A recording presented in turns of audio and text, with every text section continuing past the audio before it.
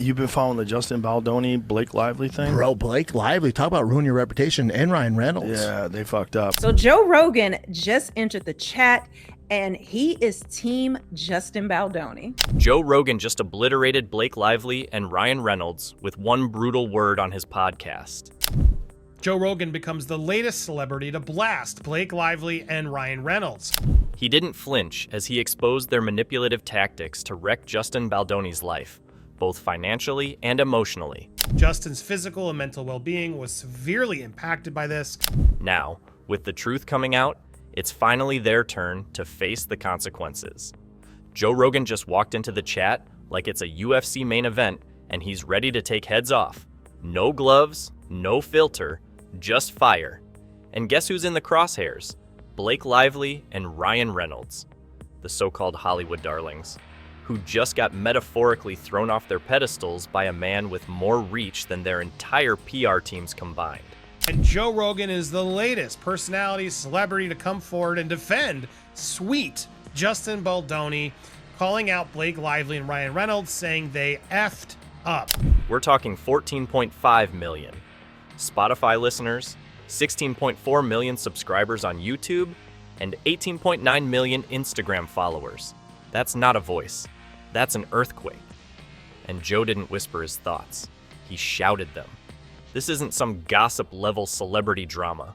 This is Joe Rogan publicly calling BS on Hollywood's favorite couple for trying to hijack the Me Too movement, not for justice, but for control. Yeah, they fucked up. Ryan's trying to get out of it now. He's trying to get out of the lawsuit, and they're like, you were a key part of this. This is what you get, though. This is what you get. You're trying to fucking ruin a guy's livelihood by using the Me Too movement? Oh yeah, he's not sugarcoating a damn thing. He looked right at Blake Lively and Ryan Reynolds and basically said, "You're not champions of feminism, you're just playing puppet master." The nerve, the absolute audacity. And then you've got Brandon Schaub sitting there co-signing the entire thing like he's watching the downfall of the Roman Empire in real time. Because they were trying to take over the movie. Yeah. They were trying to take over the movie and the whole franchise. He owned the franchise. Schaub confirms exactly what everyone in the industry's been whispering about. Blake and Ryan aren't innocent. They're calculated. They're the ones pulling strings, creating chaos, and throwing Justin Baldoni under the bus to steal control of a damn film. Now, Rogan didn't come into this like, hey, let's explore both sides. No, the man came in disgusted. You could feel it. This wasn't a let's talk about it moment. It was a full-blown public execution. And honestly, it was long overdue. It's a couple books. Fuck, The whole man. thing's crazy. They're fucked. And he's suing the New York Times, and he's got a great case He's there, going hard too. in the paint. But He that's should. what it takes. That's what it takes. It's like Johnny Depp. Yeah. He's like, all right. Yeah. He did it for the boys. Exactly. Exactly. Let's talk about this fraudulent little feminism card Blake Lively keeps pulling, like she's the underdog in a courtroom drama she wrote herself. She literally claimed Justin Baldoni walked in on her while she was breastfeeding, as if it was some creepy, violating moment. Sounds terrible, right? Except she texted him to come in. Yes, she literally invited him, told him to walk in. That's not speculation. That's in writing. Remember our text exchange? Bah, bah, How about she bah, told bah. him to come into the dressing room while she was breastfeeding? With fun And then ass. part of the complaint was that he came into the dressing room while I was breastfeeding. Like, you literally have a text exchange back and forth. That's not just hypocrisy, it's comedy. Joe Rogan put it best when he said, "You can't cry wolf after sending the wolf an invite." That line alone deserves a standing ovation. So let me get this straight, Blake. You tell the man to come in, then you act traumatized because he did what you asked? That's not victimhood. That's manipulation 101. They just never thought that anybody was going to come out with the receipts. Because no one's ever done it. Because everyone usually just bows Because everyone's down. scared. Yeah. And the worst part? She plays the oppressed woman while simultaneously running the damn production like she's the CEO of shady business tactics. That's like the mafia claiming workplace harassment. Oh no, he looked at me weird. Meanwhile, she's the one holding the power lever. She's using it to assert control over Justin Baldoni, destroy his life. Essentially, it was destroying his family, his health, and everything else. And don't even get me started on her ridiculous claims that tone, sarcasm, and negative energy were workplace abuse. Someone was sarcastic near you? That's not harassment. That's called being on a movie set where people have personalities. What's next? Filing a lawsuit because someone rolled their eyes too hard?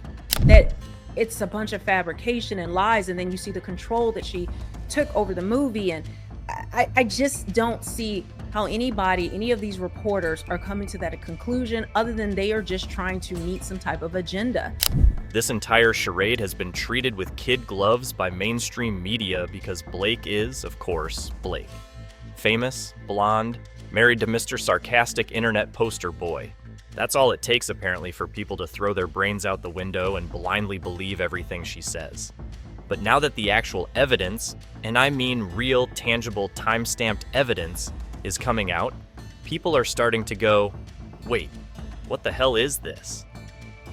Selective outrage much? Mr. Reynolds was a key player in the scheme, defaming Justin around Hollywood, strong-arming WME, their agency, into dropping Justin as a client and trying to destroy Justin's career however possible. Now let's shift to the part that really makes my blood boil. The hostile takeover of It Ends With Us. This wasn't just a diva moment. This was a straight-up coup. Blake didn't just act in the film. She took it over like she was filming House of Cards. She fired the original crew, brought in her personal team, got herself a shiny little PGA producer credit, and then, wait for it, locked Justin Baldoni out of seeing the footage. The director, the actual creator of the damn movie. Locked out. She's opened up about the fact that she struggles for equality, all of the struggles that she faces on behalf of trying to stand up as a woman. Who does that? That's not just overstepping, that's dictatorship behavior. That's Blake rolling up to the set and saying, I run this now. And guess what? A composer literally confirmed she called and said those exact words. I'm running the film now. Like she was announcing a regime change instead of doing her job as an actor. Joe Rogan saw through this faster than a $6 gas station poncho. He said it's not just shady, it's Game of Thrones level power play. It's just disgusting. But as more and more evidence has come out, you're seeing more people are siding with Justin Baldoni. But while Blake is out here firing people and controlling production like a megalomaniac, she's simultaneously crying harassment like she's just a poor, helpless actress. Make it make sense. You can't be both the victim and the villain, especially when you're literally the one pulling the strings behind the scenes. But I'm grateful that she's going through this because it's making a lot of people question what, in fact, modern feminism has become. And it's not just a moral contradiction. There are legal implications too. Because if you're calling the shots, making hiring decisions, replacing staff, and denying the actual director access to footage, then how exactly are you being harassed? You're the one in power. You're not an employee. You're acting like the boss. You're practically the HR department yourself at that point. You don't get to claim oppression when you're literally running the show. This is where the walls start closing in. Because now, we're looking at a woman who used the Me Too movement, a movement meant to protect real victims, to pull off a power grab and a career takeover. And Joe Rogan isn't just highlighting the hypocrisy, he's nuking it. He's saying out loud what everyone else was too scared to whisper, that this isn't about feminism, it's about fame. It's about control. Because everyone just bows down. Because everyone's scared. Yeah. Because Ryan Reynolds A-list, Blake Lively A-list. Like, they're the queens. It's 20. That's like eating.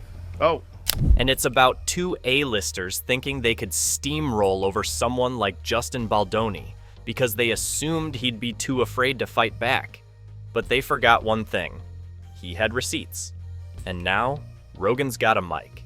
And when Joe speaks, people don't just listen, they act. exactly. You got to do it. You need real motherfuckers to be like, nah, man, I ain't going out like this. Yeah, especially a guy like that. It was like known as being like this really sweet, nice guy. Yep. And then it's like, all right, Dude, enough. he posted the receipts. Oh, He's the like, oh, receipts are remember our crazy. tech exchange? So let's tally this up real quick. Blake Lively texted a man to come in, then claimed trauma when he showed up. She fired a film crew and hijacked a movie, then cried harassment. She took the role of producer, then pretended to be powerless. And all the while, Ryan Reynolds is lurking in the background like a smug puppet master, thinking he's too beloved to take a hit. I think even feminists will agree that you can't just believe someone because they make accusations, especially once the evidence shows that it's a bunch of fabrication and lies, and then you see the control that she took over the movie. And Ryan Reynolds really fumbled the bag, didn't he? The guy went from being everyone's favorite internet troll and lovable Deadpool to full-on Hollywood villain faster than you can say aviation gin. You know how wild it is to go from being the relatable king to the behind-the-scenes puppet master of a PR nightmare? Because that's exactly what's going down right now. Joe Rogan didn't just call him out gently. He yanked Reynolds out of his sarcastic little comfort zone and threw him into the fire. And guess what? Ryan deserves every bit of it. Spot on. Brandon and Joe are spot on, and it's just encouraging to see more big personalities, outlets, celebrities just talking about it realistically and not the way Blake and Hollywood is trying to spin it. Let's not act like this is some innocent bystander situation. Rogan made it crystal clear. Reynolds is trying to quietly slip out of a $400 million lawsuit like he just wandered into it by accident. Like, oops, didn't mean to be part of one of the biggest legal disasters in modern Hollywood. My bad. Joe Rogan wasn't having it. He hit him with the coldest line of all. You're a key part of this. That's not shade. That's a verbal guillotine. They fucked up. Ryan's trying to get out of it now. He's trying to get out of the lawsuit, and they're like, "You're a key part of this." This is what you get, though. This is what you get. You're trying to fucking ruin a guy's livelihood. Reynolds didn't just trip and fall into this mess. He allegedly helped push Justin Baldoni's career off a cliff by strong-arming WME, a major talent agency, into dropping him. Imagine having that much influence and using it not to create art or uplift voices, but to destroy someone's livelihood. This isn't quirky Deadpool energy. This is behind closed doors, power play nonsense that proves Ryan isn't the relatable goofball he pretends to be. He's just another PR-obsessed suit playing Hollywood chess. Blake Lively, talk about ruin your reputation, and Ryan Reynolds. Yeah, they fucked up. Ryan's trying to get out of it now. He's trying to get out of the lawsuit, and they're like, "You're a key part of this." This is what you get, though. And oh, the internet is not letting it slide. Deadpool fans are literally burning merch. His once loved brands, Mint Mobile and Aviation Gin, have gone into full ghost mode. Like vanish without a trace, shut the blinds, don't answer the door energy. When your brands that are basically walking selfies of your personality, go radio silent, that's not coincidence. That's crisis mode. Reddit and X are dragging him through the digital mud, calling him Hollywood's fallen mascot. And honestly, they're being nice. The man is getting absolutely buried online, and rightfully so. It's whiny, it's bratty, and it needs to end. So to that, I say thank you to Blake Lively. But nothing hits harder than Rogan's roast. He's not Deadpool, he's Blockpool. That one line did more damage to Ryan's fake rebel persona than any tweet ever could. Blockpool. The guy who once mocked cancel culture is now blocking critics left and right. It's pathetic. When the man who once played the most unfiltered character in cinema starts acting like a fragile influencer who can't handle being called out, yeah, we've lost the plot. I was blocked by Ryan Reynolds. Yes. Predator Pool himself blocked me. I don't know when he blocked me. I don't know if it's when I exposed on X what happened with his daughter in Deadpool and that abhorrent things that they made her do. Meanwhile, while Ryan's out here pretending he doesn't know what's going on, Justin Baldoni's over there going full beast mode with a $400 million lawsuit. Let's talk about this masterpiece of legal warfare. This isn't your average hurt feelings lawsuit. Baldoni's going nuclear with charges of defamation, false light, promissory fraud, extortion, and invasion of privacy. Basically, every dirty move Blake and Ryan allegedly made is getting exposed in court with receipts. This is an amazing support that Justin is now getting from Joe Rogan on this case, and it's going to continue to get ugly as more things come out. And Baldoni's not playing the Hollywood game.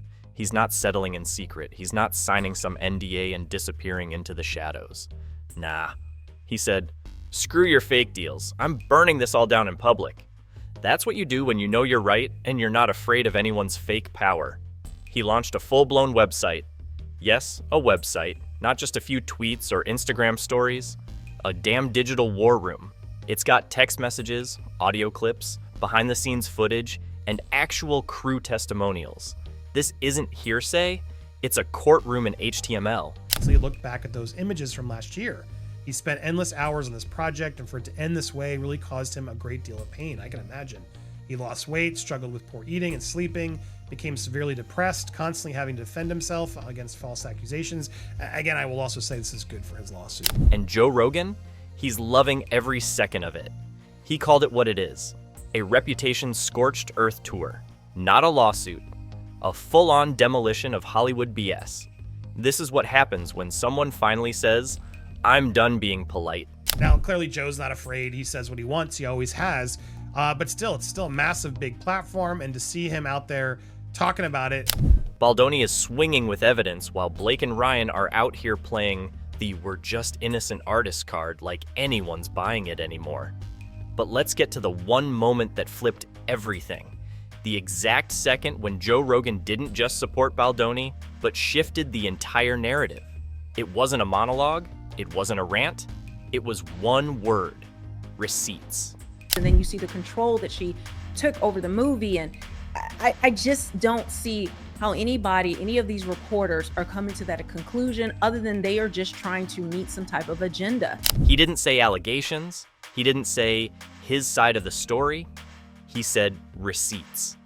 That word hit harder than any press release Blake and Ryan's PR teams could ever conjure up. Because when Rogan says receipts, you know it's not a vibe, it's a verdict. That word alone turned this from gossip into gospel. Suddenly, it's not about opinions, it's about proof. It's not about sympathy, it's about facts. Rogan brought the hammer down, and the weight behind that one word dismantled an entire narrative Blake and Ryan had spent months, if not years, trying to build. And that's what these big A-list stars, as Joe's implying, do. Ryan and Blake, as we know, we're trying to cover this up. Ari Emanuel, all these people trying to keep this up and say, oh yeah, believe the woman, believe Blake, she's telling the truth. And it's disgusting. And let's not forget the icing on the cake.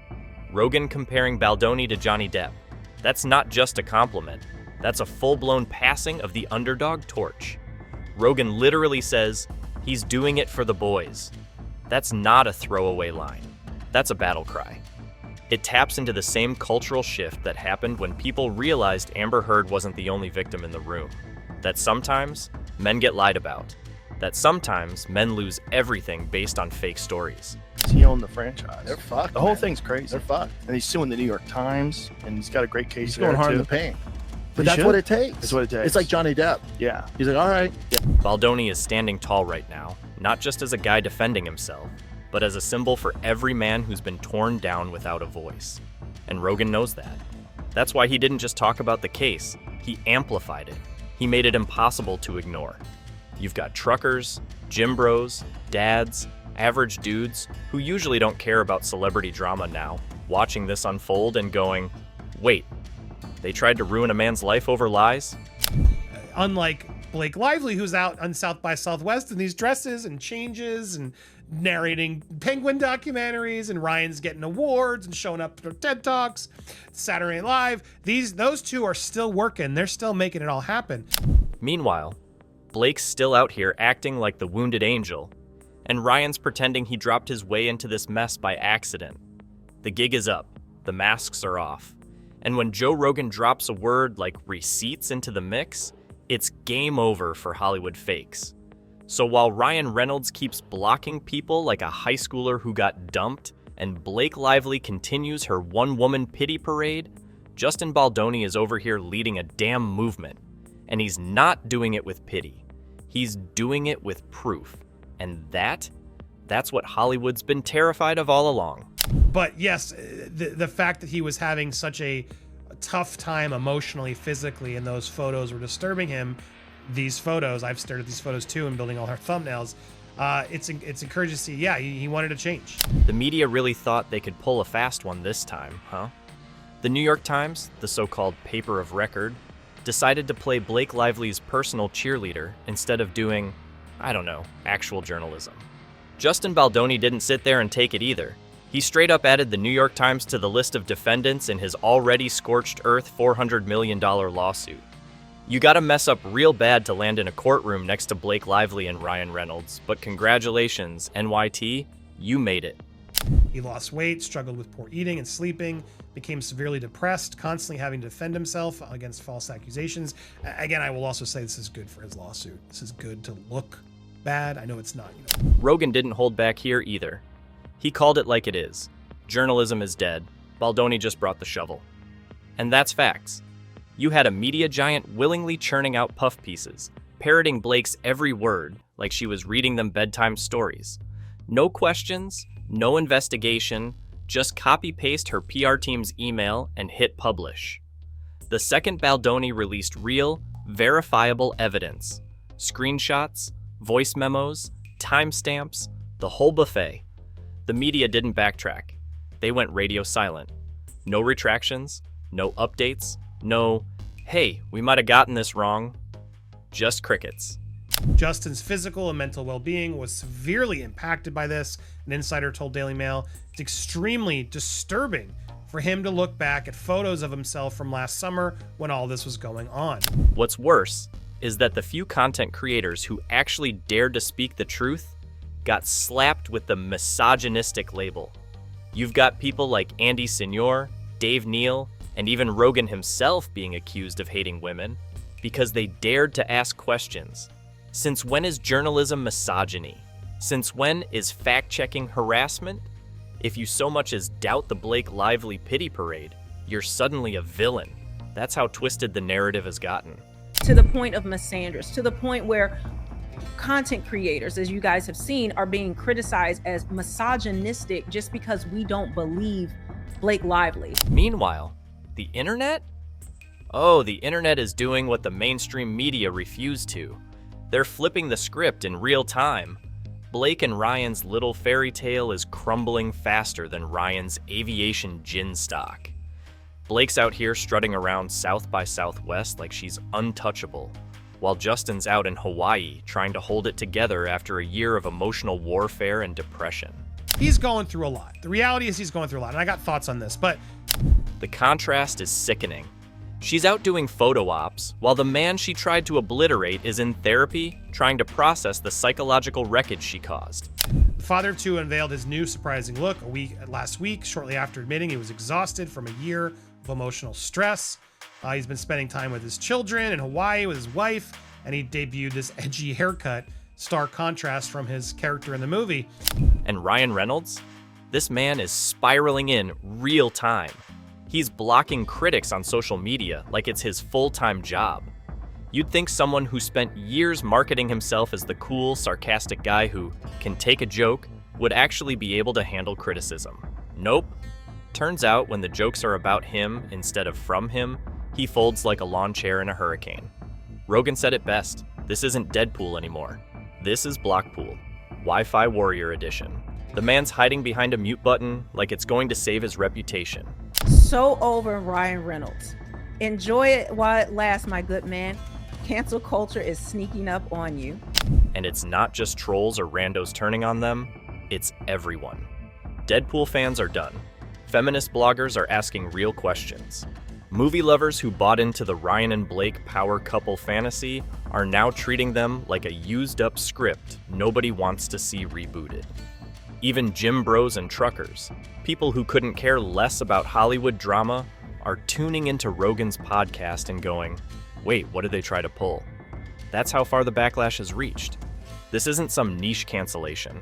This is a full-scale image collapse. All that money earned on the line for all the cases filed against for stealing another man's movie. People are calling it what it is, manipulation wrapped in hashtags. You take a social movement built to protect real victims and twist it into your own Hollywood power grab, then act shocked when it backfires. It's disgusting. And now that the facts are out, actual facts, not Blake's bedtime sob stories, the backlash is only picking up speed. Rogan's episode lit the spark, and the internet is pouring gasoline. And Deadpool fans are done. with Ryan Reynolds. And then comes the final hit. Joe Rogan didn't just talk about this. He didn't just throw in a hot take and bounce. He changed the entire tone of the conversation. Before Rogan, this was still Blake and Ryan's show. They were getting sympathy, headlines, automatic validation. But once Rogan stepped in, once he dropped that one word, receipts, everything flipped. Because receipts mean evidence, and evidence doesn't lie. Blake and Ryan expected their usual free pass. The "we're famous, so believe us" treatment. The red carpet of public opinion. What they got instead was Joe Rogan walking onto the scene with a verbal flamethrower, torching their carefully curated fantasy and exposing it for what it was: a scam, a PR stunt, a disgusting manipulation of people's trust. Now, Baldoni stands where they used to, center stage, but not as a manufactured idol, as someone who actually earned the respect he's getting. He's not playing the victim. He's not asking for pity. He's dropping receipts, fighting back, and forcing the public to see what really went down.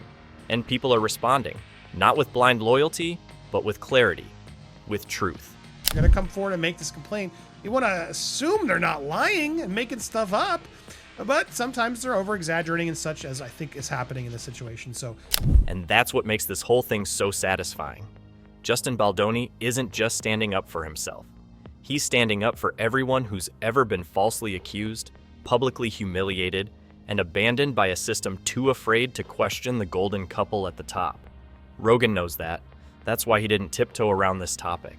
That's why he said what everyone else was too scared to. Because this isn't just Hollywood drama anymore. This is real justice. And it's happening live. Not in secret, not behind closed doors, but in front of millions, with Joe Rogan holding the mic and lighting the match. The truth's out, the masks are off. Subscribe for more uncensored breakdowns.